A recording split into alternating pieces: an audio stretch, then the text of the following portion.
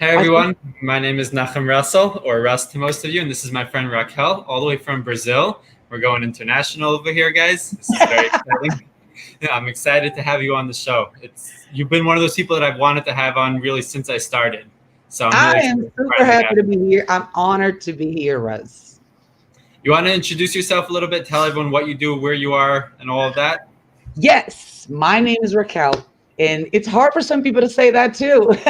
That should be an easy one. There's no "cha" in there. That's You an easy know, one. when I used to live in the US and I told people my name and they're like, isn't that Rachel? I said, no, it's Raquel. And like Raquel Welch, there was an actress from the 60s. Her name was Raquel Welch. And I used to say that all the time. But anyway, it's not that hard. But my name is Raquel. I am an American, but I do live in Brazil. I was raised here and I work with dogs. My career with dogs started, and I think every trainer will say the same thing.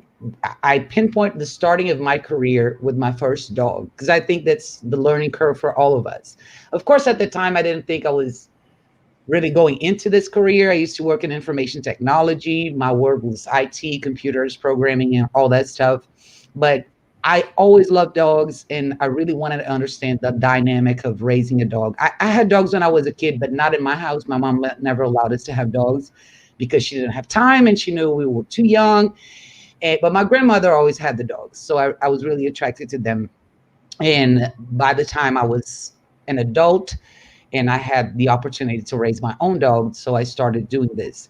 And for the first few years, I had my job on the side, and I was learning and trying to understand the whole dog thing. But I never really thought about it as a career until 2 years later when the corporate world just wasn't for me anymore. I love my career in IT, but I just didn't want to deal with the whole big company thing and climbing the ladder thing and the Yeah. competition thing. So I was like, you know what? I'm gonna take this opportunity and I'm gonna start working my dogs. I already had two dogs at a time, three dogs at a time, my own dogs. And I was really into at that time. There was not a whole lot of YouTube videos. The first person I found out was Caesar Milan, like a lot of people did at that time. So I dove in and I bought all the DVDs and I started studying him. And I was really amazed by all the things that he could do. And that was my starting point. So I started learning a little bit more here and there. And I started just working for free in terms of taking clients. It was not something that I charged in the beginning, but I was helping people in my neighborhood, people that were struggling with their dogs, and I was trying to, teach them here some things here and there. But it really got to me. So by the time I left my career in IT, I decided to open my business. I don't recommend that to everybody the way I did because it was very risky. You put a lot of money in it, and of course, I still had a lot to learn. But I had a place like a facility for a couple of years. It was really a huge school for me in learning. It wasn't necessarily a training center as it is as people know about it today, but it was a place for me to take the dogs in for the day. It wasn't necessarily a daycare, but it was a place to train the dogs. Not Like in the way dog that training.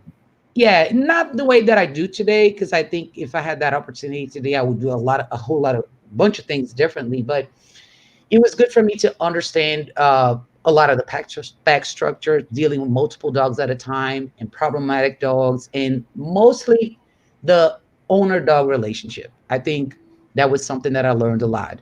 And in my second year, I traveled to California to do the Caesar Milan workshop because I was really fascinated by him and I didn't really know he was doing those kinds of workshops. And I found out and I was like, okay, let me just go out. I want to see this guy in action.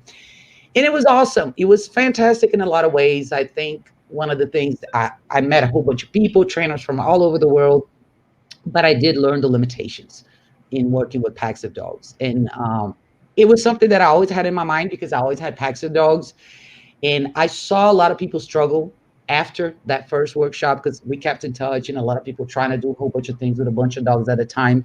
And then I started exploring other avenues, like how about working dogs individually? How about going a little bit more into the family dynamic? And he was very good in explaining that to all of us in terms of it's a lot more than the dog.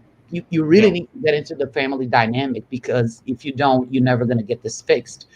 And I started separating everything here, and eventually I shut down this facility that I had, and I primarily started working just with families. I know it's a little bit of a backward path for a lot of trainers, because a lot of people think, oh, I want to have a facility. And I understand a lot of people that say don't do it at first, because I did it at first. And first, you put a lot of money into it. Second, that obligation of bringing in that revenue right off the back is something that scares you, and sometimes you don't go into much detail with every dog as you should, and you don't get to know the families don't get to participate that much. But of course, I could have done a whole lot of different things, but it was a great experience for me. So along the line, I had a whole bunch of dogs. I still have. I always have packs. I always say I'm gonna keep one, and then eventually I get another one. Every time one of my the oldest ones, as soon as they pass away, I say, no, I'm just gonna keep a smaller pack. I'm just gonna keep one dog, and I keep saying that, but I still have three dogs. So It's like an obsession. You can't just have one.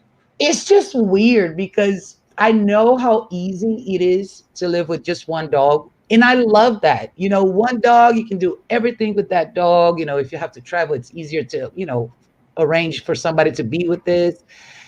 I don't know, man. It just happened. I just stumble upon these dogs, and I'm like, I'm just gonna take them. And then I realize, okay, I have three dogs again. Yeah, I feel very weird with only one dog. I don't know what it I would be know. anymore. I don't remember. I mean, the last time I only had one dog was 12 years ago.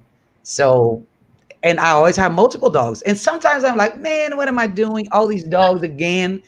And then I don't know. I just get into it. So my career it was an organic thing, a discovery thing. Like, it's hard to work with families, but at the same time, it's where the heart of the job is, I believe. You find out so much about the dog through the family, and you learn how to be human oriented in this profession, and Yeah. I think it's very important. We all have to understand that people are different, and they see their dogs in different ways. They have different relationships, and you have to understand how to make them match, how to make that family work with that dog. And this has been my journey for the past, I don't know, 7 years, and it's very consuming, because in one, I mean, looking at on one side, I would love to have a place where people could come in, and I could consolidate all my, like you have in your house. Yeah. Do everything in one place. You probably maximize your work a little bit more, but I don't have that chance here. I can only do one board and train at a time, because I have three dogs. Yeah.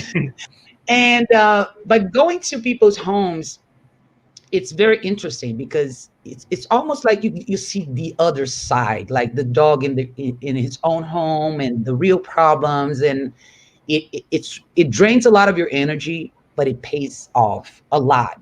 And I build a great relationship with my clients, the people that really want to do the work. It's awesome. And I saw in one of your episodes, you were talking to this girl, and she was talking about doing boarding trains. It's almost like the boarding train is that it's in the Yeah. dog's house, right? I remember her Yeah. talking about that, and I was thinking, yes, it's kind of like that. It's a lot more work, because you're dealing with people that don't have the same skills.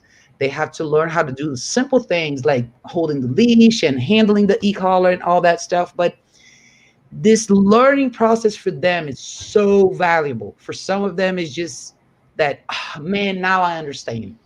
So this is kind of what I do. To me, dog training has always been a puzzle.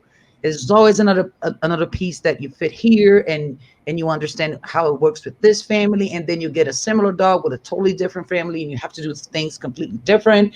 So I think a lot of people don't understand what goes into dog training. It's a lot more. I think for every trainer is a little bit different, but I see it as this huge book that I'm Yeah. still reading, right? So I think it's a discovery process, and this is where I'm at. So doing one-on-ones, you're doing them in the clients' homes and all that, which I think I used to do one-on-ones before I switched only to board and trains. I used to have both options. And so I got to see both sides of it, right? And the cool thing about one-on-ones is like what you're saying, you get to live firsthand with them for a period of time, even if it's just an hour, or an Sure. hour and a half, whatever, however you structure your program, but you get to see the real like ins and outs of what's going on, right? So if a dog is just dropped off for a board and train, until you actually see the dog with the owners, you only get to see one half of the puzzle, as you're calling it, right? And all of a sudden you see the dog with the owners and you're like, oh, okay, now it makes a lot more sense. Like now let's actually work on the issues with the owners, right? And to me, that's Yeah. kind of what like go home sessions are. The end of a board and train is making sure that the second half of the puzzle is able to work with the dog that I now worked on. But what do you find is like the thing that you struggle with the most of teaching owners? Because I know that for most dog trainers, we all say like the dogs are the easy part of it, right? Yeah. And you spend your day mostly, I would assume, teaching owners because Yeah. dogs are the easy part of it. What do you think is the hardest part for you in terms of conveying ideas, teaching to owners, working with owners? What's the biggest struggle? What do you think, like what's the barrier, the friction that comes up the most with you and I, the owners? I think the biggest struggle for me is learning to speak in a way that different people understand. Because a lot of people will get one analogy, somebody else won't. You, it's very intimate work because you have to get to know people a little bit. My Right. sessions are really long. Like sometimes I spend 3, 4 hours at someone's house Oh because wow. sometimes it's really necessary. Like you have to sit down and understand the person. People are very emotional. They carry a lot of baggage. Their relationships with their dogs are sometimes they're in a situation where they love their dog so much, but everything's wrong and the relationship sucks and the dog bites them and they don't understand why. And they think they're doing everything right and they're not. And you have to have a level of sensitivity to explain things to a person. So not only to make them start doing things better, but in an understanding way, not to push them down, not like to say, oh, you did everything wrong. It's you're not there to hammer them, but to teach them. And Right. being a teacher is a very delicate process. You have to understand each student and how to motivate them, even though they're doing a whole bunch of things wrong and it's not their fault. They just didn't know. But to bring them back to reality and get them to do the first step and then the second step. I think you said the biggest struggle to me is understanding that the pace is going to be different every time. That what's Some going to be different? What what is? the pace, Okay.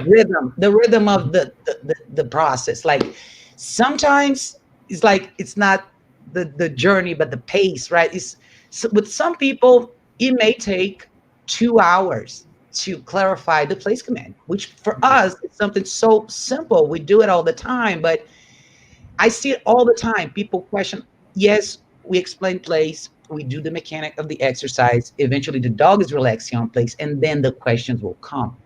How long will he stay in place? Is he sad?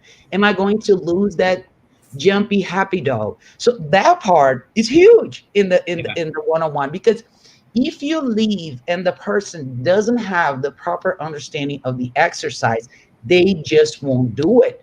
They would just think that this is the same thing with the crate. Here in Brazil, the crate is such a taboo. People think it's a cage or it's bad and the dog is going to be locked in. And how come he doesn't have freedom? So it's one step to when the person has the crate. Okay, the crate's here. Let's do the intro. Okay. After that, oh my God, when am I going to put them in the crate? How long is he going to stay there? What if I'm out and he wants to drink water? It all sounds so simple to us, but this is their understanding, the mechanism in their mind. They don't live in our world. So I really learned to slow down. I'm a very fast learner. If you tell me something now, tomorrow, I'm doing it. This is how I am. But most people are not like that. And they don't have the same motivation to restrict their dogs and to understand the outcome of it and how they're going to manage the day of the dog. So I spend a lot of time going into these details. This is what the crate is for. This is the advantages of using the crate. This is what your dog is going to get out of the time in the crate. And this is what you're going to get out of the time in the crate. So you always have to balance those things. What is the dog getting out of the training? And what is the family getting out of the training? Right. And I think this is the biggest struggle for me in the beginning. I just couldn't understand how people couldn't understand. It's like so obvious to you. Yeah, in my mind, I was like, this is so simple. Look at that. It's just and I had to learn that it's not that simple. People just see the world in different ways. And they just it's funny because sometimes the dog is such a problem in the house. Like he does everything wrong. He barks, he jumps, he bites. And the minute you get there and things are in order, I had clients cry. This is a good story. This lady, this family, it's just a husband, wife, and a kid. They had three dogs, but the main issue was the golden retriever. It was a female. They adopted her young, and then this dog was just all over the place. They got her. She was neglected by this other guy, and she was so skinny. So they pumped her up with food. She was enormous and overweight and crazy, like all the young golden retrievers. She was like a year and a half or so. And the biggest problem was they were all loose in the house. Her couch was like, oh my God, you couldn't even imagine. This dog, she pulled half of the couch out. She made a tunnel out of the couch. I mean, the whole thing was a mess. And the lady would come home and the dog would jump at her and start biting her. You know, that biting stuff. And she was like, I can't even get home. And I get home and this dog is all over me and she's biting me and she's ripping off my clothes. And I said, okay. So I scheduled the visit and I came in a little bit before she came in. So I got to witness the whole thing. And I stopped the dog. I put a leash on the dog. I just stopped. I really didn't do anything much other than put the leash on her. I put a sleep lead on her. Yeah. And then just put her on my side. Eventually, she just laid down. And this was like, I don't know, 20 minutes in. And this lady started crying, like real tears. And I said, what's going on? Why are you crying? And she's like, I really want to go over there and just hug her and kiss her. I said, okay, I understand that, but you really need to learn how to appreciate this moment. I know you love her. I know you want to go over there and she's so pretty and you want to hug her and kiss her, but this is what I'm here for. You called me because you wanted to see this. Now that she's here, nice and calm and laying down, let's talk about what you're feeling. And I spent another 2 hours just talking to her. And this is something that people don't understand that goes on in training sessions because, like I said, it took me 15 to 20 minutes to get this dog to calm down, but it took me another 2 hours to really talk to this lady. You don't understand where she was coming from because she was really crying. It was not like fake crying. She was really crying. So she loved the dog so much. And part of the problem, she missed part of the problem, which was that crazy reaction that made her believe that she was loved by the dog. Right. And this is so common. It happens all the time. So I think when I really redesign my program, like I don't see more than 2 clients every day because there's not enough time. I don't know how long I'm going to be there. Sometimes I have to be there longer because I really want to make sure they understand what happened. And it's in the end, it's going to be up to them. Like I told her, I said, look, your dog is fully capable of sharing your living room with you without jumping all over you. She can sit here and lay down here while you have dinner or watch TV. The question is, can you do the same? And Yep. man, this is so powerful, Russ. This is so The powerful. human emotion side of it is what really tends to hold dogs and owners back from being successful. And I think like a key part of what you're saying is if you just leave people with directions of what to do without why to do it and why it works, then they're not going to really follow through because there's no significant meaning to it.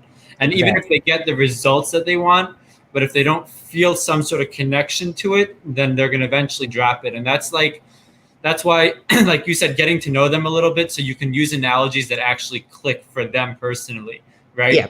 And some way that it becomes personal. Because if it's some abstract idea that just sounds nice to dog trainers, but to the average dog owner, it just goes in one ear and out the other, then they're not really going to want to implement it because there's no connection to it. And even if they see the results, like this lady saw the results clearly, right? Her dog wasn't tearing her apart and biting her, but there was no connection to it. And I think that's the part that blocks owners from really being successful for long term, meaning they'll do it for a week or two, and then all of a sudden it wears off because there's no emotional connection to it in a sense. And it's finding that connection that makes it personal.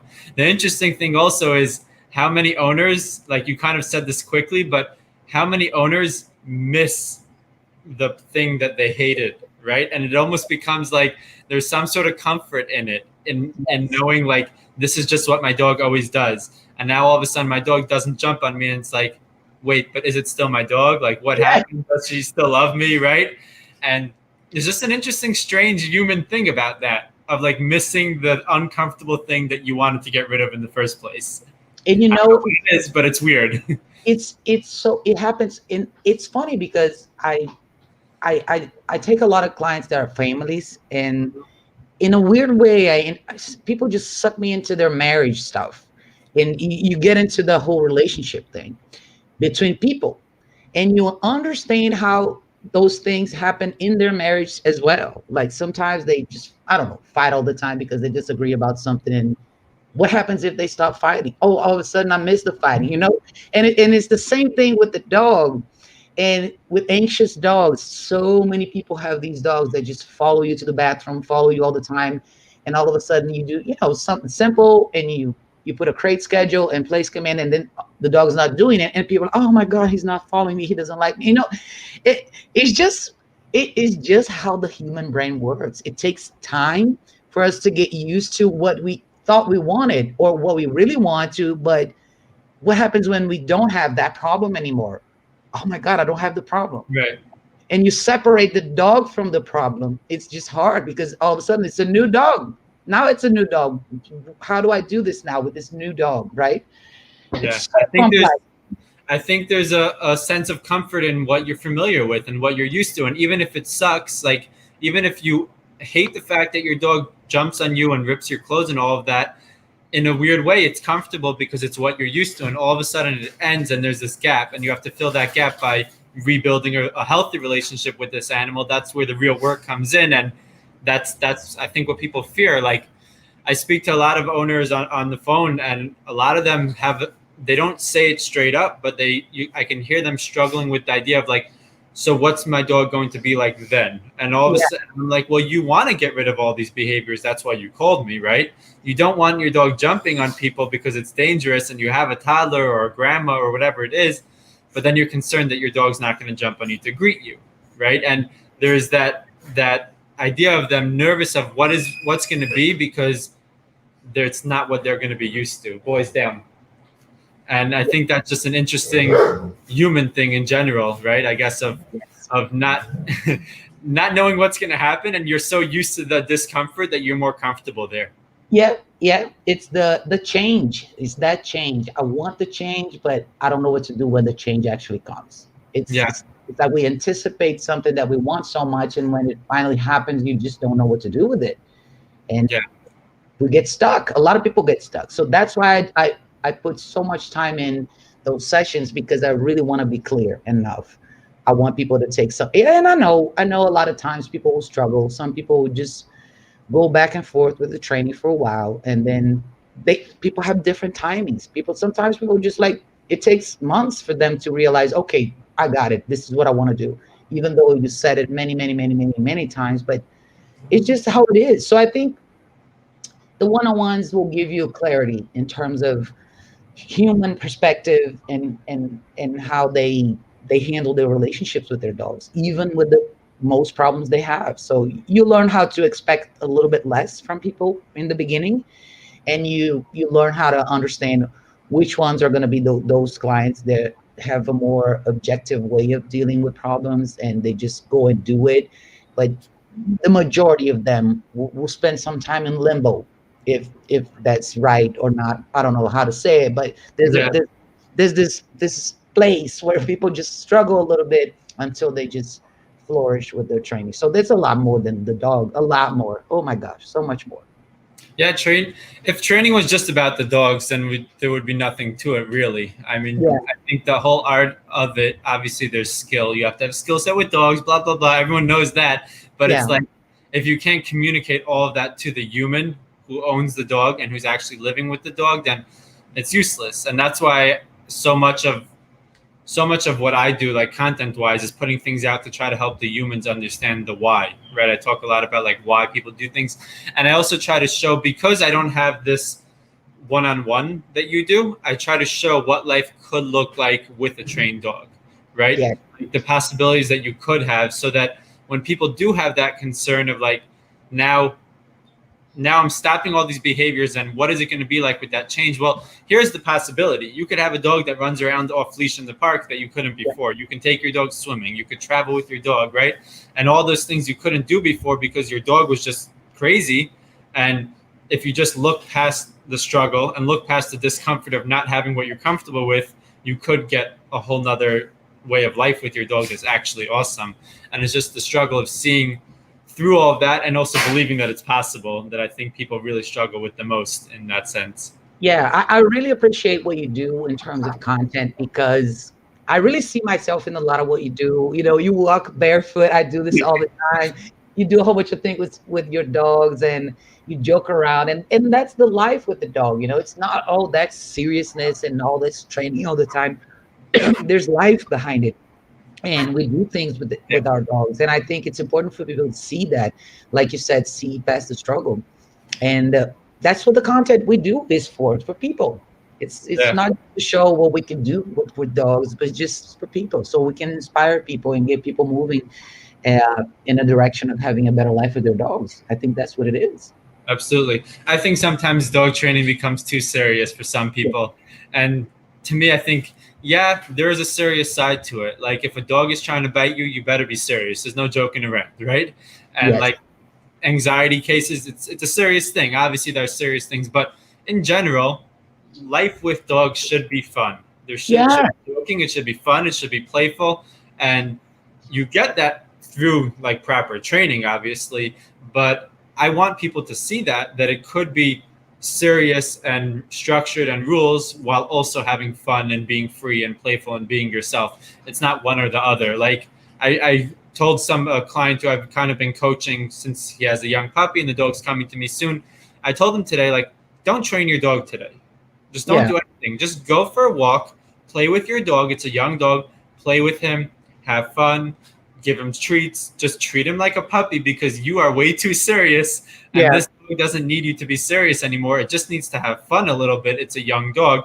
Go be free with it. You've put in a ton of work. And I think that sometimes there's two ends of it. So there's people who don't care at all, and obviously Yeah. like start caring. But then there's some people that I find lately who like, you care too much, and just give your dog and yourself a break, because you're gonna forget to actually enjoy the company of this awesome animal you have, and it goes by fast, and you're gonna regret that you didn't actually just chill a little bit with it and have fun and be free.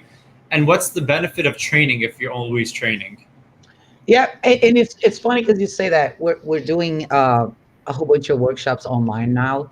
And one of the students, she was really in that place. Like she was trying so hard with her dog. And I said, I just want to see you living with the dog for a little bit. Just, you watching TV, just the dog is there, just where's the soft side of that, of this whole dynamic? Because if you push so hard, like you said, you don't enjoy the dog anymore. It becomes this obligation. I have to do Yeah, this and do this. And of course, we train, and we're not saying that people shouldn't train, but you have to take a break from the seriousness and just fit the training into your life in more of a subtle way.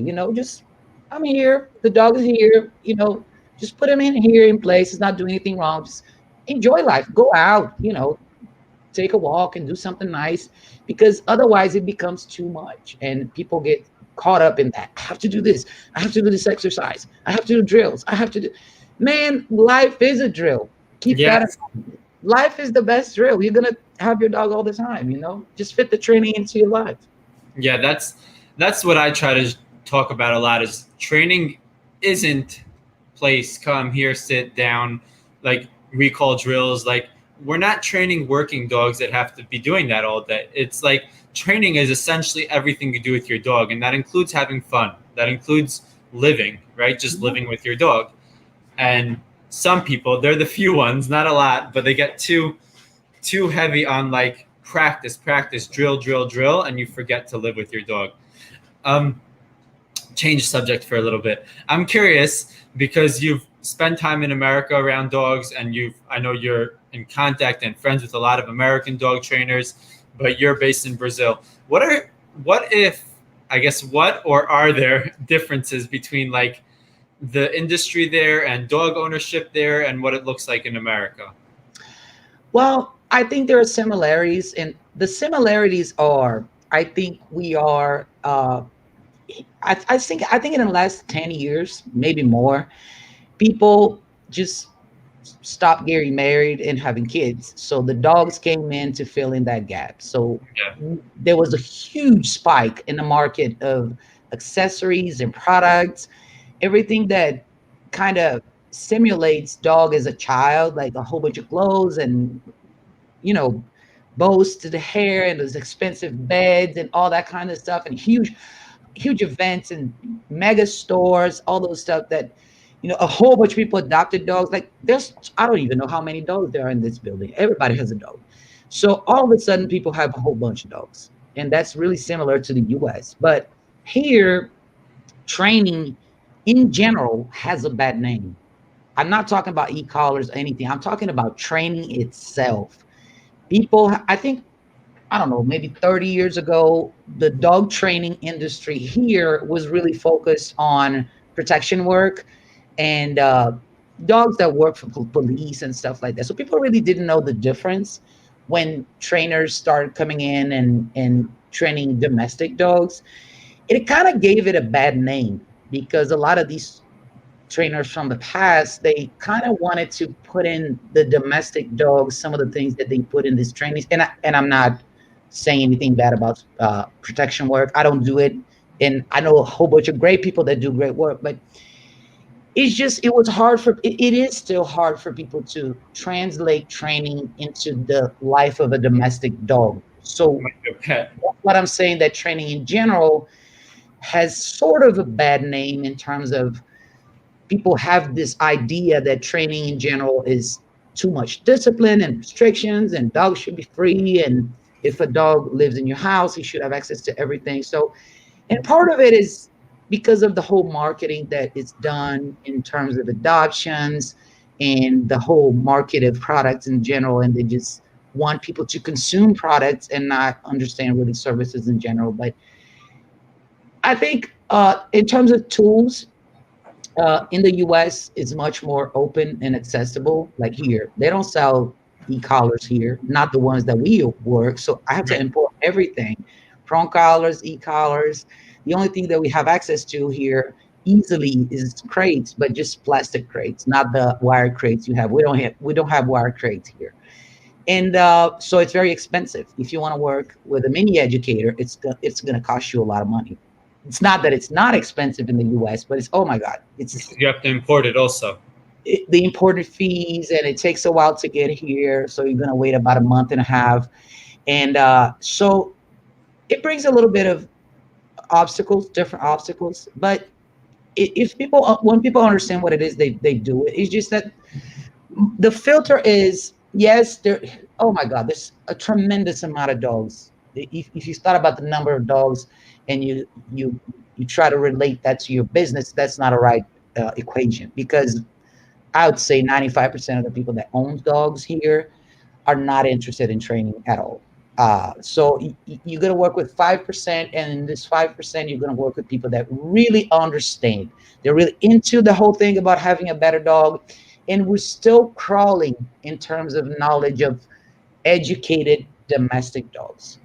I remember one time I went to the mall with two of my dogs. I had to buy something, and the mall is really close. It's like, I don't know, 4 blocks away. And I was walking with them, and I just went into the mall to buy something. And I was in the cashier to pay. It was a clothing store, and the dogs were just sitting. And the Mhm. girl, the cashier girl, she's like, "Man, I never saw dogs acting like this." And I said, "What do you mean?" And she's like, "Oh, they're just sitting there waiting." And I said, "Well, but this is supposed to be normal, right?" And she's like, "Oh, I've never seen that before." So it's almost like the normal became the exception. And a lot of people, even though they appreciate it, they just, I don't know. It's just it's almost like discipline is just has a bad name in general.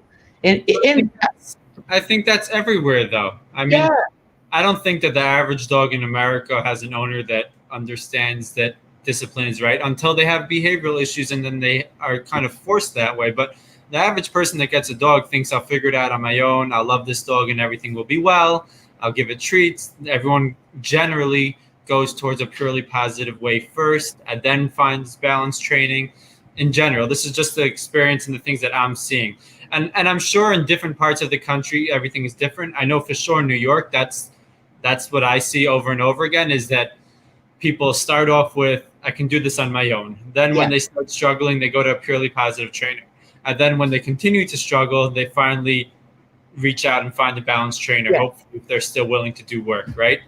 And I don't think it's that different. I think in general, like culturally in the world, discipline has a bad name to it. Like discipline equals abuse, right? And punishment is bad and like structure is mean.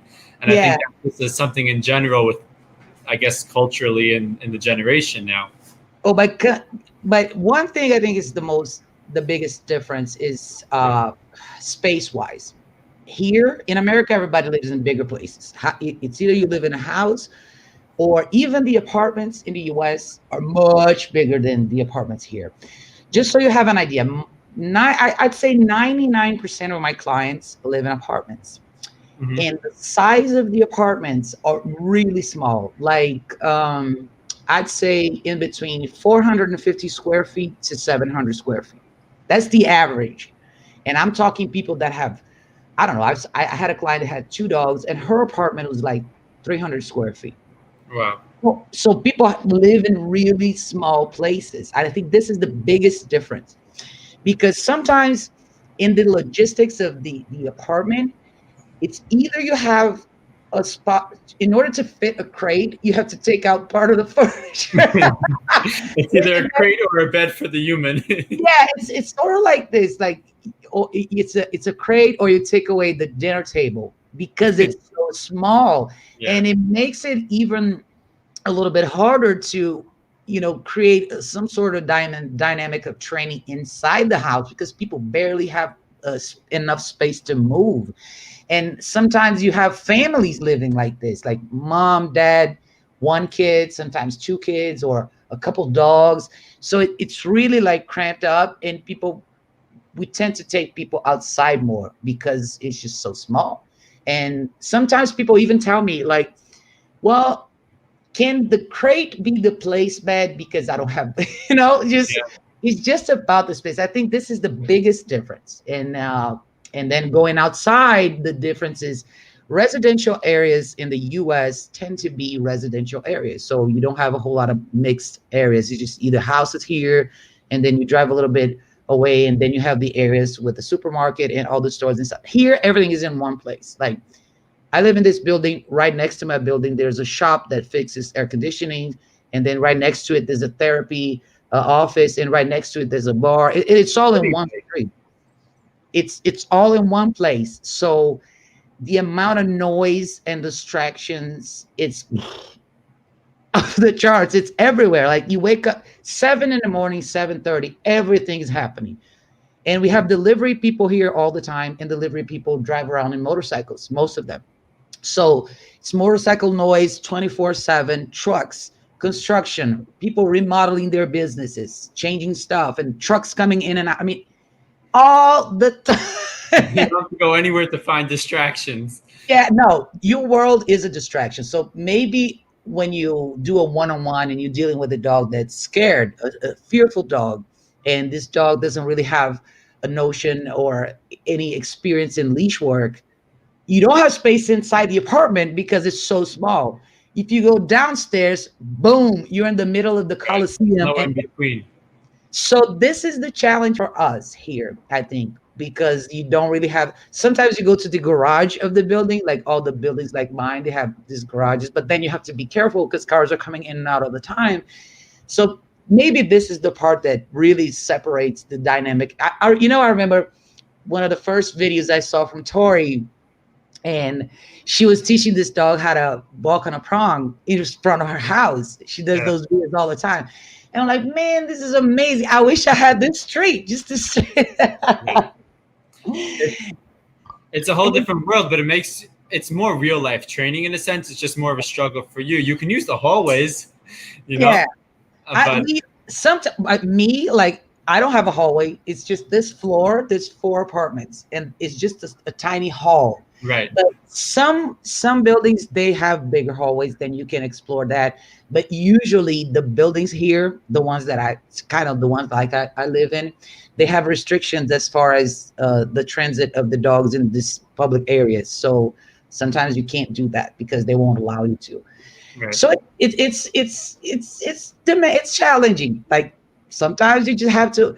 You see this all the time. Like we talk about this all the time. You work the dog in a sterile environment. You do the introduction. Well, what if you don't have that? What if you just have to just face it right in? And it happens a lot. So So bringing like training and I guess balance training, but training in general to Brazil is what it sounds like to me was kind of there's a struggle of even explaining why it's necessary in the first place, right? It's like here there's I think in America there's more of an understanding that training is something you do.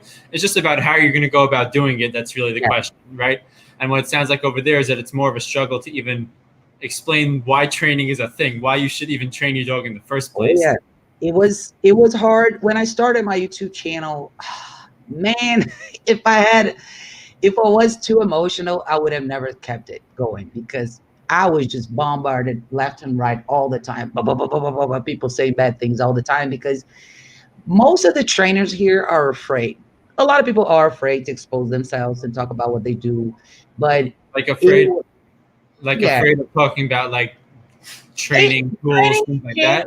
yeah. Even I mean, even if we don't even go into the training tools, but the idea of training it was very scary. It is scary for a lot of people here. And I remember when I started my YouTube channel, a lot of people said, "Oh, you crazy?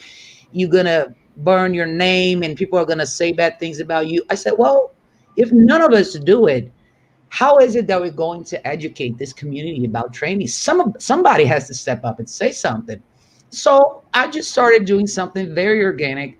I started taking my phone and a tripod to my one-on-ones. I would just film part of it and make a clip and explain something. And I would take something out of every client that I saw, and I started sitting down and doing Q&A lives. And just ask me. I'll answer. I'll explain to you. And this is how it started. A lot of younger trainers caught up, and now they're starting to do this too. So I think we're getting into a better space, but we're still very much in the beginning because people don't. It's like you said in the U.S. Everybody's like, "Oh, I got a dog. I'm going to train the dog." Here is we're not there yet. There's a turning point before people go into, okay, I need to call somebody. Right. But I think it's worth it because if we think we all have something to teach, and if we know something and we can contribute to society in some ways, we just have to show it. Yeah, it's hard. Sometimes people say bad things about you, but I don't care. I'll just keep doing it. And if they're bad comments, you just delete them and just move on and keep. And you help so many people. So many people are grateful. So many Yeah. people send me messages and, "Oh, thank you so much for this. This was awesome. I got to do this with my dog and it worked." And I think that's the goal. We have to start somewhere. We are very much behind in terms of education here. The understanding that we should train our dogs. But I think you touched on something very important, that when we explain that this is just so the dog can have a better life with you, this just opens so many doors. And people are like, "Oh, okay. So let's hear it. Let's see how Right. it's done." So I think Because it's training could, to somebody who doesn't who doesn't understand training in general, and even more so who doesn't understand the idea of balance training, where we talk about structure and boundaries and rules and all that stuff, it could sound mean. Like I get it, why I people are get it. nervous about the idea. Like it sounds mean. It sounds like you're taking things away from the dog. But the idea I think that's important in terms of education is explaining excuse me, explaining the goal, right? The bigger picture out of all. And like if so, like recently somebody has been following my page for a while and she reached out to me. I've been doing a lot of lives on Instagram just while I'm training, just putting my Yeah. camera up and training, right? And answering people's questions about what I'm doing. And recently I started doing it with one specific dog that I have who's like really tough case. And I've been very transparent, just showing everything. He growled at me on lives, like he was bad. I punished him on lives. It was a fun stuff. Yeah. But this one girl's been watching a lot, and she sent me a message like, I've been very against e-collars, but I've been watching what you're doing, and I'm interested, and I'm not arguing. I want to understand, right? And she said in a real way, like, some of the dogs that you work with, I see them and they look sad and they look down and depressed, right? So I said, tell me an example of like specific dogs. So she showed me, obviously some of them were my dogs because they always end up being in the pictures and everything. So I sent her a video of the exact same dogs that she saw laying down, right, in place. They were all in place. So obviously they looked sad and down and whatever everyone says. And I sent her a video of the same dogs. It was an hour after they were on place in the park running around, and we're all running together having fun, right? And I said, you tell me, do they look messed up? And right then was when it clicked. And she's like, okay, I want you to help me find the balance trainer in my area, right? And what was missing though is because she didn't see the full picture. And a lot of people judge training in general and balance training specifically on small parts of it, right? Where like, yeah, if all we're talking about, if all you see it as is just punishing a dog or just having a dog in place or just structure, right? And just rules and just boundaries, then each of those things alone, yeah, that doesn't look right when you just look at that one part. But when someone sees a bigger picture of, I have a dog that can be in the house, calm and relaxed, right? And chill and part of my life and not destroying my house and not attacking my guests. And then we can also go out and travel. And then we can go to the park, right? And then they can go swimming in the ocean. Like, thank God I live right near the ocean. The dogs can go so swimming beautiful, there, right? so beautiful. When someone sees that picture, it's very different, right? Yeah. And that. Sorry, go ahead.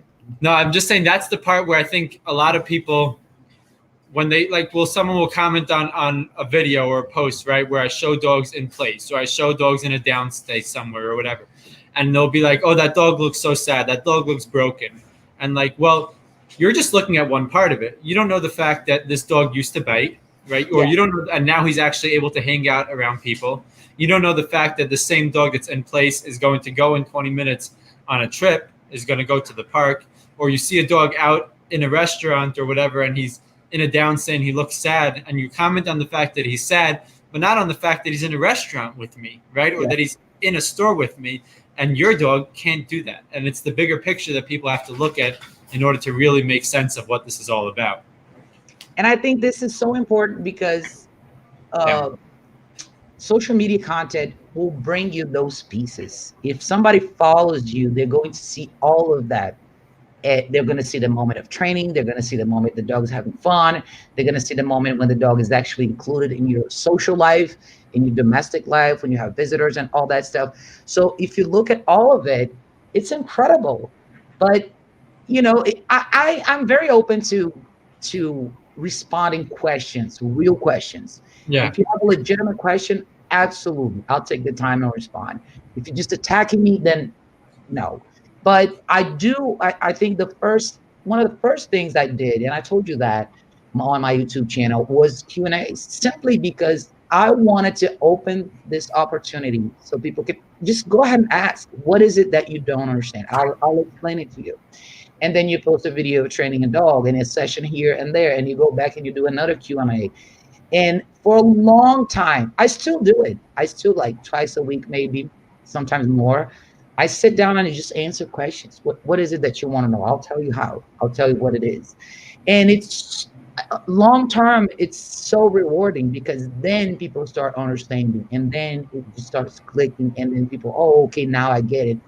And you see those, and I'm sure you had those clients too that went through other trainers, people that didn't tell them about structure or discipline or any of that. And people just, it's sort of like they need that permission to do these things with their dog. Why did I could do that? I thought it was wrong. Because there's a lot of, if you look at the human side of it, there's a lot of needing to be accepted. I think this is a human thing. We want to be accepted. We don't want to be away from the herd. We want to be part of the group. We don't want to be the different people that, oh, I use e-collars, nobody uses it, so I'm going to hide it. I'm going to put a bandana on it. And how do I fit into this world where nobody uses this and I am using it? People just don't want to do that. They want to feel like they're part of something, and they don't want to feel alone. And it's you then you go into all the human rabbit hole. But you have to understand that communicating, and social media is so easy to do that. And I wish all the trainers will take this opportunity to share their message and get people to come in, because if I follow you, I'm part of your community. I'm no longer alone. I'm doing Yes. something. You're doing it. I'm doing it. Even though you're in New York, I'm in Brazil, I feel like we're friends. I feel like, I feel close to you. I feel like I kind of know you in a way, we share some things. So I'm not alone anymore. And if you reverse that and you think that you can accommodate those people and help them in and answer their questions, and they become part of your community. And it's a joint effort, I think. So I think there's a lot of that. We have to share, man. We have to share our knowledge. We have to share what we know, uh, in the everyday life of the dog. And I think because we have dogs, we share so much of our lives with our dogs. And even though it doesn't, it's not really a marketing strategy, it's life. You share Yeah. your, and that is, nothing is more powerful than that, in my opinion. Yeah, I think social media has so much of a bad rep, but I think it's also so beautiful because, like you said, it really builds community. When it's used for that, it builds community, and it it definitely does make people not feel as alone. Like somebody, I have a couple followers in like Iran, and they reached out to me and like, we don't have a lot of trainers here, and it's awesome to see this. And now this guy who's trying to be a trainer in Iran is part of this community, right? That's It it. becomes more of a global thing, and it's like just the training community, not the New York community, not the Brazil community, the training Yeah. community, and people who are passionate about helping their dogs in general. And that's and when about giving permission to actually do these things, that's so important. Is that a lot of people don't feel that they're not allowed to say no because there's this message that you can't, right? There's this massive mainstream message of we don't say no to our dogs, we don't discipline our dogs, and all these stuff out there that is unfortunate. Yeah. And when someone like happens upon a page like yours, like mine, any of the awesome trainers that put out content, and they see someone openly talking about the things that they were always told no, it's like, well, I knew I should have done that. Like logically, it Yeah. made sense, and I've been told no, that I can't do that. And all of a sudden, I see a trainer saying to do that and doing that, and it makes sense, and he's getting results. Like finally, I'm validated that I wasn't crazy for thinking Yeah. this, and I can actually try to do it now. But until they see that from a professional, right, or somebody who's Yeah. actually putting out work and showing it, until they actually see that, they're going to struggle with it because, like you said, it's going against the herd because the average mainstream message out there is that that's not allowed. I have a dog with me now who worked with a purely positive trainer for a year and a half, spent a lot of money, and they were Wow. never allowed to say no. And their main issue was jumping on people and being overly excited. Wow. And 10 minutes after him being with me, he hasn't ever jumped on anyone again. He hasn't jumped on furniture. He's calm and See? relaxed. And this worst part about it is they knew that he needed to be told no, but they kept being told you can't say that, we don't do that, and that's not allowed. So they never learned how to do it properly and what to do about it. And if they only would have had that, like you're allowed to say this to your dog, you're allowed to punish your dog, then maybe they wouldn't even have to spend all the money in the first place on me or their other trainer because they would have just been able to punish the dog and stop the behavior. I think that that's what a lot of people are looking for is like, tell me it's okay. And I think it's so important that dog trainers are transparent, and they don't, like, I don't expect people to be dependent on me. I want to make as much as possible happen in one session. And it's not that I'm going to turn your dog around and work him 8 hours, but I want to put stuff in your head so you are empowered to go ahead and do more. And I don't want you to be, oh, I need more and more and more sessions. Of course, I need the money. Yes, money is appreciated. Yes, but I'm here to teach you. And if I empower you enough, maybe you won't have to spend that much money. Yeah. I think this is so important. When people see that you are that kind of professional, they immediately trust you. And they're like, okay, this guy is not trying to scam me out of 20 sessions. in just doing food work when I know I need more. And the more free content you put out, more people are going to be interested. Man, this person is putting all this free content. This is amazing. Look at how much I learned. Eventually, they might never hire you because they don't need to, but they will refer you to someone else. Yeah, And it's a bigger picture. yeah, and I think it's a bigger picture for all of us. And I think for me, dog training is a lot more than training dogs. It's just getting to know different people, knowing their struggles, getting to know vulnerability from people and understand how deep it goes, and how deep the relationship between people and dog goes, and how it affects them, really, their lives, their relationship with their spouses, their families. And when you know, when you can fix that, this is so powerful. You put a family back together. There's no price for that. And you Yeah. make friends and you get people to enjoy life with their dogs again. And they're not going to be those people that when that dog dies, they say, I'll never have a dog again because my life was a nightmare. No, you get to turn that around. Man, this is a gift. If you can do that for people, you should do it. And you should show people how to do it. This is amazing. What we do is really a gift. It's a beautiful thing. It's so much more than just a dog that's affected by it. Yeah. And the more families that I work with, because I mainly work with families, not like that's my clientele, and I love working with families. Um, don't worry, single people. You could also call me for training, but Yeah. Yeah, I take single people too. but I love working with families. It's something about it that's really cool because almost always a dog is a family member, right? As Yes. much as like we want to say it's not a human, but it's a family member, and it plays a part in that family's everything about the family in their life, the whole dynamic. The dog plays a big part in it, and when the dog is not being a good family member and is it messes things up, whether it's between the husband and wife or the kids or the mom is just usually it's the mom who's super stressed, Yeah. right? And it takes a toll on everything. And when that big component of like the family dynamic that's so messed up all of a sudden is at ease and it's calm and there's control over it, everything changes. Like life changes for them drastically. And I think a lot of people underestimate how much it affects people, not just the dog, right? And how Yeah. much people are struggling when their dog is not a good dog. And that part in itself, like that's why, as much as go home sessions are very tiring for me, right? Like you do it I every day. You do go home know. sessions every day. And It's it's tiring and it's work and it's stressful and it's like really I have to think because I'm teaching the entire time. But it's also the most rewarding part about it because there's nothing like seeing like the kids who couldn't go near their dog happily giving their dog commands and petting their dog when it's not biting them and the parents smiling and watching it and it's a whole family thing and it's beautiful. I think it's so much more than like yay a dog can come when he's called, like big deal. yeah. Like it's a child getting to grow up with a good dog again and it's a parent getting to feel safe with their dog around their kids and all of that. And it's so that's the beautiful part of it to me. Yeah, I saw that go home session you put with the kids and all. It's just That amazing, was so man. much fun. That was my favorite.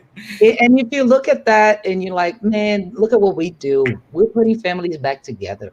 This is Yeah, incredible. We have to be grateful every day that we have a chance to do this, and we have to be grateful for the struggle too. I know it's hard. The sessions are long and you're exhausted, but man, it's what it takes. It is what it takes, and we have to be grateful in the end because well, the result is amazing. It's a different life. That's what it is. yeah, I wouldn't trade it for anything. So Yeah. I'm assuming I'm gonna guess. Is your favorite part of it working with the families, like seeing that change? Well, I would say yeah. I love.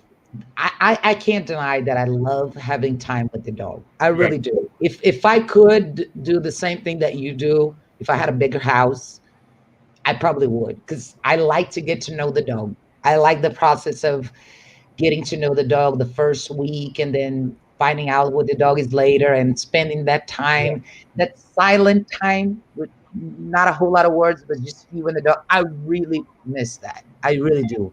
However, I have a huge heart and I get attached to the dog. So I guess God knows what he's doing that he doesn't put that in my realm of possibilities because in the end, I get the same feeling with the owners I do get worried. I worry about them. I want it to work with them.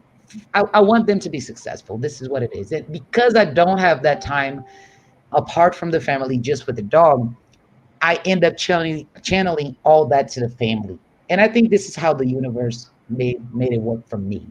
So yes, I do love that. I like talking to people. You know, if you keep me here for 3 hours, I'll stay here 3 hours talking to you. This is what I like to do the most. And I think this is one of the things that made my Q&A become so successful is because I can just sit here and talk. If you just keep me going, I'll keep going. And I like that part too. So the probably the most rewarding thing is that if I had maybe this is funny because life is really funny, but maybe if I had a house and I did board and trainings, maybe I wouldn't have explored that side of me so much. I would be doing this Right. just with the dogs. But I think everything works out the way it should be. Sometimes we don't understand why, but in the end, if you look at it, you're like, oh, this is why. I get Absolutely. attached to the dogs. I get very attached to the dogs. Too attached. That's what it sounds like. I'm sure it happened to you because I've seen some clients like recently. I saw this lady. She lives with her mother. Her mother is 92 years old. Her mother is very sick. Just in a different room. It's like almost like a hospital in her house, and she has two dogs, two cocker spaniel dogs, females. I went there because the dogs were fighting. One of her dogs has major medical issues, a whole bunch of stuff, hormonal stuff. She has seizures, all that kind of stuff. So it takes up a lot of her time and money. And the other one is super healthy, but it's a little bit more challenging to her. I did a session with them. They went great. We did the whole thing, but the next day she called me and she's like, "Look, I'm overwhelmed." Uh, she called me because the other dog had to go to the hospital, has seizures. Her mother is literally dying. And she said, "Do you want to keep her?" The dog, the other one, the healthy one. I'll tell you, Russ. My heart is just like, "Tuh, tuh, tuh, tuh, tuh, tuh, tuh." And I said, "Look, I can't." And this is why I know God does things the way he does. That's why, because this is why I live in this apartment and not in a big house. You would have so many by now. She is so cute. She was so cute. And I said, "Look, I can't. I can't do it. I can't take another dog, the expense, the space, all that." But I really wanted to help her. But I have a huge heart. I get attached to these dogs. I mean, I liked her. Yeah, she's a challenging dog. I know I could do it, but I said, no, I can't do that. But I can help you Yeah. because I know this is what I have to do. I have to help her. It would be easy to take the dog away from her and say, "I'll keep her. I'll keep the dog. Give it to me." But then I wouldn't be a dog trainer. I wouldn't be doing my job. My job is to help her, even though she's in a very dire situation. Her mother's dying and her other dog is sick. I know it's hard, but this is the reality. This is her life. And my part is to help her get through this the best way she can. It's Right. not my job to take her dog to Yeah. me. It's almost like, excuse me. It's almost like if we were to take all those dogs, right? Like we had this massive farm and we took all those dogs, Yeah.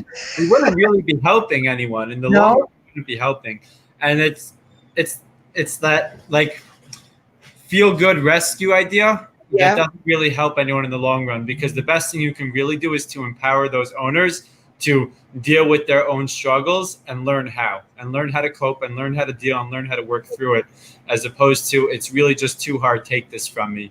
And Yeah. it's That's the message. That's it. I, We I had to train myself not to get attached to dogs also the hard way, like because when I used to work at a daycare and a boarding place, and like every normal compassionate person, I fell in love with these dogs, right? Yeah. But it was unhealthy for me. Like I realized like it wasn't good for me. It didn't make me feel good. So I had to have some sort of boundary. Like, yeah, these are the dogs that I see every day and I love them and they're awesome and I'll take care of them, but they're not mine. They're never going to be mine, and keep Yeah. that boundary up. And like, and I think that it's a normal and it's a healthy thing that you have that attachment, because if you didn't love dogs, then you're doing the wrong thing, Yeah. right? Like you shouldn't be doing this. Yeah, but it was a huge lesson to me. Like, I don't know, 8 years ago, I probably would have taken this dog. Yeah. Really. I was like, oh, I can't let this dog die. But no, it's not. That's not it. I have to teach them. And every time it happens, every once in a while, a client will ask me, "Do you want to keep this dog?" And I say no. I say today, I say no, and my heart is not hurting anymore because I know this is the right decision. Right. I have the dogs here that I could take. These are my dogs, but I have to help the people. And you have to get past that. I love them. I really do. Some of these dogs that I take in as clients, I could just say, let's just go home. I'll take you. But it's not the job. It's not the Yeah. job. We have to understand that it's such a huge lesson for all of us that have these huge hearts that we want to get involved and get the best for these dogs. But let's just transfer that to the human. And Yeah. let's just try to wish the same thing to that person and teach them and empower them and motivate them. And then they get to live the best life with that dog. That dog is already has a home. He doesn't need to move. You just need to get that person in a place where she can lead that dog. And that's magical, man. That's the most important thing. You do more good by empowering than by just taking the struggle away. You know, Yeah. the struggle is That, going to be there, and you got to teach people how to deal with it. That's what it's all about. yeah. So I don't know. I can't breathe. If there was, if there was one thing that you wish every dog owner would know, what would it be? Without struggle, you can't appreciate victory. I stole that phrase from a movie, but it's true. I was about to say that sounds amazing. Like you rehearsed that. What is that No, from? you know what? I think the movie is called 60 Seconds. It has nothing to do with dogs. It's not a drama movie. It's a movie called 60 Seconds with Nicolas Cage. And he says that he's a car thief and it has nothing to do with anything that we're talking about. But I remember when I watched that movie and that phrase stuck in my mind in so many other situations because he said, without struggle, you can't appreciate victory. And if you think about every dog owner, what every dog owner should know, and we talked about this a little bit earlier, is that a lot of people just reach out for a trainer when there is a struggle. Maybe for some people that never really go through the struggle, they never really do appreciate victory. And when I say victory, is that life with the dog, that great life with a companion, with a dog that can go to places with you, that you can have fun with, then you can travel with, that you can really enjoy to the highest level that relationship. And that's the victory I'm talking about here. And I remember when Josh did a live show and he was talking about the pet versus companion, and it's such a great comparison with, and when you see when you have that companion you never want to go back to anything else. So that's the victory I'm talking about. So without the struggle you can't appreciate that. And I know a lot of clients will come to us in a worse situation, in a bad shape emotionally. They just drained out, they spend a lot of money, they dedicate time, nothing works, so they're in the struggle. But it's what happens after that is just that moment of appreciation. And man, this is so powerful, this is amazing, now I have this dog. Maybe if they never went through any of that, they would never reach that goal, that victory dog, that companion dog that is so amazing. So as far as I think, it is a motivation thing, it's uplifting thing. It is just, yes, I know it's bad right now, I know you're afraid of your dog, I know you don't have the life you want with your dog, but you will. And I'm here to help you. And even if I'm not there, you can do it. You can do it if you want. Like Heather says, Hillary says, I keep calling her Heather because I remember 3 years I ago. do it too. That's like her original name. And to me, I always say Heather, and then oh no, it's Hillary. She said, "What was? Man, what did she say? Uh, I lost my train of thought. My train of thought. But it's I don't know. It's just that shift, right? When you understand where you can get to, what you have right now is nothing. You can Yeah. out. Here's what the correlation. She said she has a serious. You don't need a dog trainer. That's what I was trying to remember. Okay. Her serious is like, you don't need a dog trainer. The truth is, if you want to do it, you may not need to hire me or Russ or anybody. If you just put your mind into it and you consume the content, maybe you can get a good start by yourself, and then you get a trainer, and then you get help, and you get there. But some and And you know, Russ, I say this because not only to dog trainer to dog owners or dog trainers, but in life. I had that lesson in my life so many times. That's why that phrase from the movie stuck in my head because I don't know how many struggles in life I've had, how many things I've done wrong, and how many times I hit the wall and I said, "Man, this nothing is working. My life sucks." And I always go back years later and I say, "Man, without that struggle, I would have never been here." So many things happen after the struggle. So yes, that's the phrase. It's not my phrase. Nicolas Cage said it in the movie 60 Seconds. Without struggle, you can't appreciate victory. Don't forget that. That's the phrase. I love it. I love it. And it's like, to me, one of the best things about this whole topic and how it plays out with dogs is, and you were kind of alluding to this at the end, is how this is really life stuff, right? Yeah. And besides for like teaching a dog in the way that dogs understand, leaving that aside, everything else about dog training is just life. It's human stuff. It's people stuff. It's the way the world works. And that's been like, since I've really like delved into this and dove, I don't know how you say that, but head first into this and gone all in, right? That's been the biggest lesson for me time and time again, is how much of this dog training stuff isn't dog training, it's life. And it's going to play out in every aspect. And if we think about it on the other end of it, it's like one of the things that so many people struggle with is seeing a dog who's struggling, right? And making them work through that. But on the other side of the struggle is the victory, like you said, right? Without the struggle, there is no victory. And without making that dog work through that stress, they never get more comfortable with whatever they're scared of, or they never get to have that better life. And it's a very, very powerful thing. I like the way you put it in that line. Definitely go remember that. It's my life, Russ. I've been through it so many times. Oh my God. If we ever did a podcast not related to dog training at all, we'd just talk about our lives. We have 3 hours to go on. So many times I hit the wall and I was like, man, this is bullshit. Things have to work out. Why does it work out for everybody and not for me? And it just had to happen that way. And then eventually, boom, you get on the other side and you're like, man, this is what victory tastes like. And you never feel that taste. You never feel that if you don't go through the struggle. You just don't. Yeah.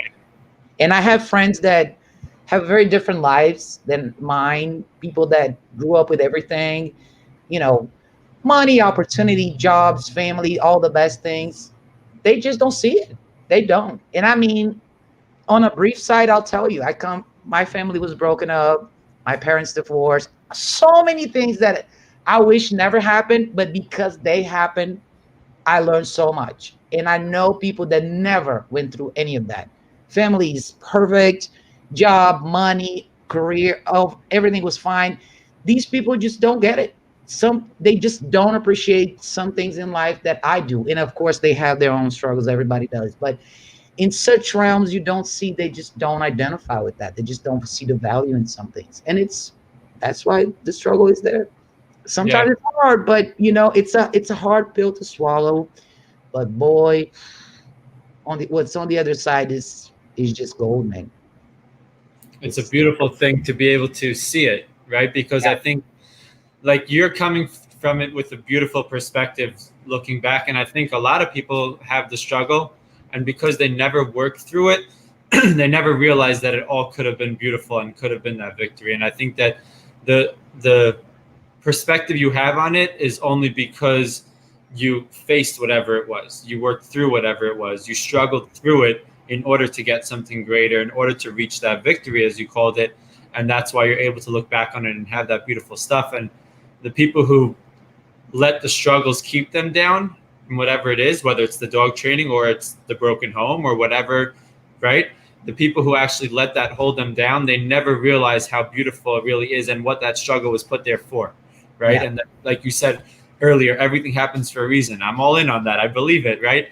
And but the people who don't have that and look at that struggle as like, okay, this is a hurdle to get higher and to get further and to get better, and just let it crush them and hold them down, they never really get to see the beautiful side of all of it. And it's beautiful, whether it's the dog who's running off leash or you who's owning your own business and doing awesome stuff. Like, it's a beautiful thing.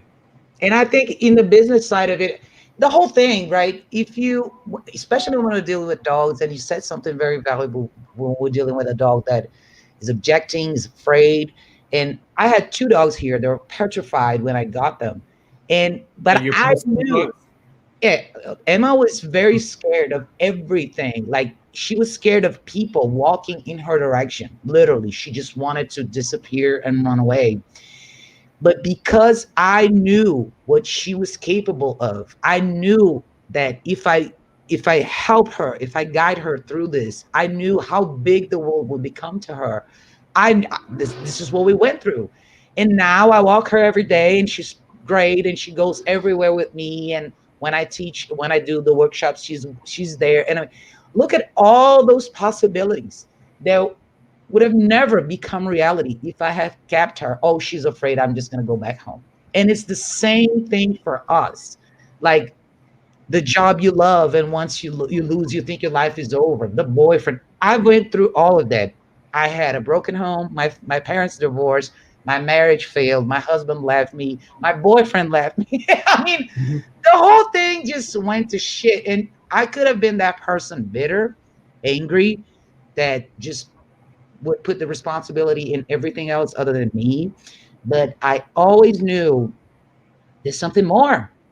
I'm still alive. I'm not dead yet. There's more stuff to do, and you can do more.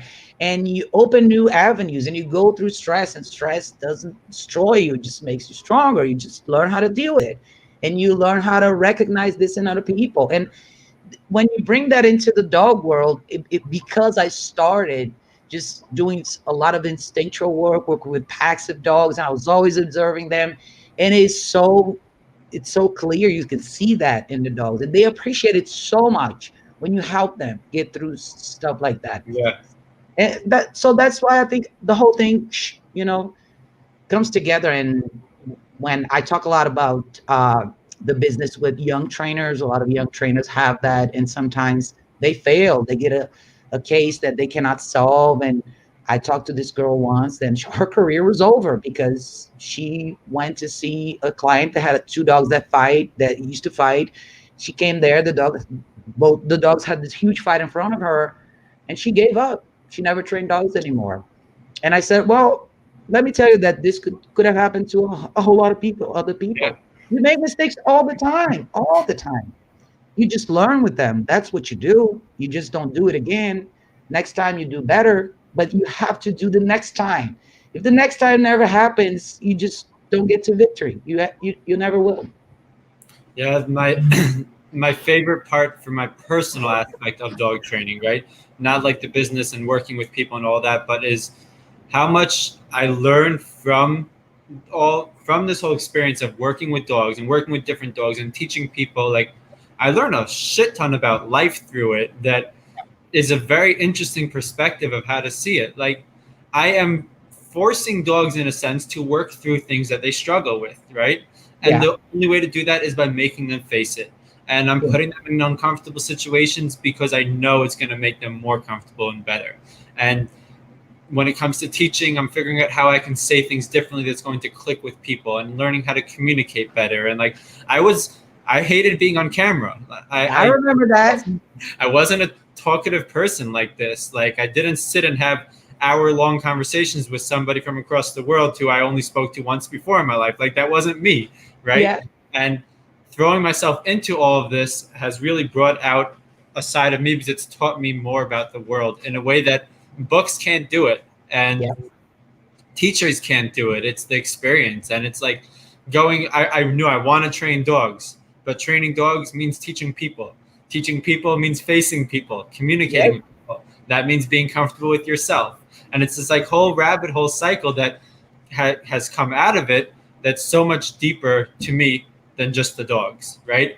And I think Makes it's you a better person. yeah, and it's a beautiful thing because it's a never-ending learning experience, and every single dog and every single family and every single conversation and whatever it is, interaction is another learning experience for me that helps me get better, and it's a struggle and makes me like you're saying about a in session thing with someone you went to house and you thought you messed up and gave up. Like I've had go home sessions where I thought like I totally messed up, right? And I totally Yeah. screwed up. And I could have easily given up right then. Turns out that these families are awesome and happy and like they put in great work and it all turned Yeah. out, which is another lesson into itself, right? But it's this, you can't give up and you have to keep learning from it and pushing through it and finding that victory, because there always is that victory. Yeah, it's man, like I said in the beginning, it's a book. It's a huge book that we're still reading. We learned so much. I mean, I didn't know anything about making videos. Yes, I was in the IT world, programming and software, all that stuff I'm very familiar with. But my face on a video, on a live show, I never thought it would happen. But I said, you know what? Let me just go ahead and try. And in the beginning, I had some of my friends. This is what I'm saying when we talk about struggle. It comes from everywhere. My friends would say, why don't you put your hair down? Why don't you blow dry your hair? Why don't you put on makeup? I said, because it's not a makeup show. It doesn't matter where my hair is. I just need the conversation. But all those things, those, interferences are going to happen. People are going to give their opinion. They're going to say what they want, what they think. They're going to, say bad things about what you're doing. My family members always told me, this is ridiculous. Are you crazy? You're going to just train dogs? This is not a career. I heard that all the time. I Yep. still hear it. And, sometimes you just have to push through. You have to, if this is what you want to do, and if you're sure about what you're doing, get better at it every day. You're going to get, if I knew 10 years ago what I know now, I'm pretty sure all the dogs that I saw at that time would have been better. But this is the journey. I can do better with the next dog. Like I know Emma is going to do a lot better than all my other dogs. She's a third generation that I have. Of course, I Right. know more now. So yes, she's going to take advantage of that. But this is how it is. We keep growing, we keep learning. And this is how you achieve victory in a lot of senses. As a business owner, as a dog trainer, as a person, I think I became more understanding of people. I developed more patience, and I understand that people see things in different ways. Uh, you have to learn how to, have conversations and sometimes listen more and try to understand people more and try to help them. And not just, I used to be the person that I'll tell you to do something, you don't know how. 5 minutes in, I'm like, here, let me do it. This is how I used to be. Now I just have to sit back and let you do it. No, let me show you're gonna do it. Let's just do this. I have to help you. It's easy for me to just take it from you and do it myself, but this is not the job. So this is Right. one of the biggest lessons I learned as a dog trainer. I want to see you do it. Let's just try it again. Let's just try it again. Patience, right? What a wonderful lesson to learn. This is just one of them. We learn so Yeah. much, man. We learn so much. It's a beautiful thing. Without the struggles, there's no victory. Is that how you said it? Without the struggle, you cannot appreciate You victory. cannot appreciate victory. Love it. All right, let's wrap it up with that, because I think that's an awesome message, and it's been a little over an hour. Tell everyone how they can find you. I don't know if anyone here understands Portuguese. I You don't. probably won't. But It's all on my website, but it's going to be hard for you to translate it. It's fine. Just put my name on it, Raquel Peterson. You put it on Google, you'll find it. It's all okay, my name is awesome. going to be mixed up with all.